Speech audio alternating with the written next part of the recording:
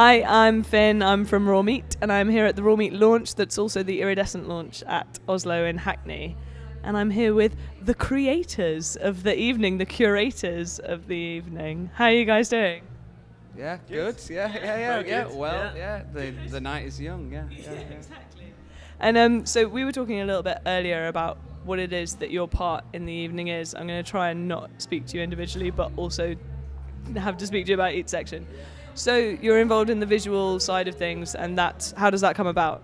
How did it come about? Well, basically, I have been working on music videos for a little while now, and been sort of editing those, and so consequently met quite a few sort of directors and sort of band members, and just decided I wanted to put on a night, and got chatting to a few of these guys who I've become friends with over the years. And they were like, yeah, sure. So I just started looking for a venue, and then I sort of came to Oslo, which had recently opened, and then I met Adam, and he was like, well, actually I want to do the same thing, and he's like, do you want to sort of team up? You met here. This wasn't like a partnership. You didn't. So when you came up with the concept of the night, were you already working here, or what was the situation with that? Basically, we wanted to put something on that was a bit more kind of tangible, a bit more kind of meant something really. You can put a night on, you can put a 90s night on, you can put an R&B night on, you can put a party night on, and you can put 500-600 people through the door, but that doesn't really have any longevity or means really anything to anybody, whereas my idea and DHP and Oslo's idea is to create a night that has a bit more of a bit of a meaning behind it really. So with Hackney and with East London, it's seen as a place that's full of guitar music,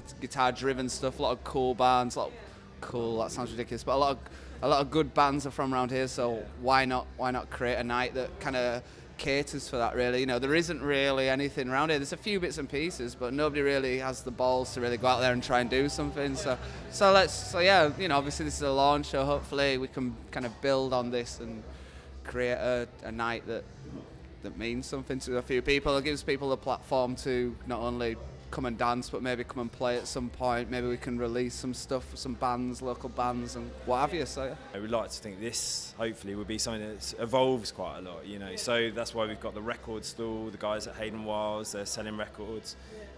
I've seen one sold already.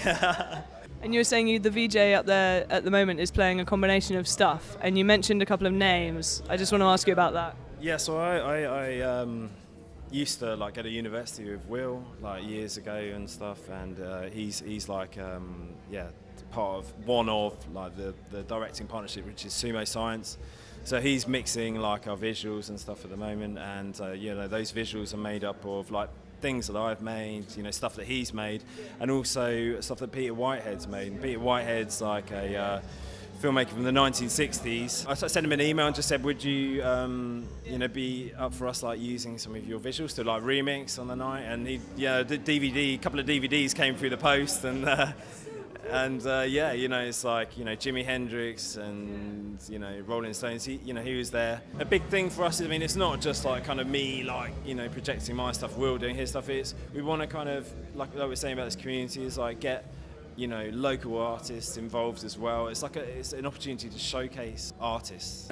What's great about Oslo is there's the opportunity to kind of try and do something a little bit different. Obviously our Fridays and Saturdays are always going to be what they are, but it's nice to kind of try and do something a little bit different. Yeah, exactly.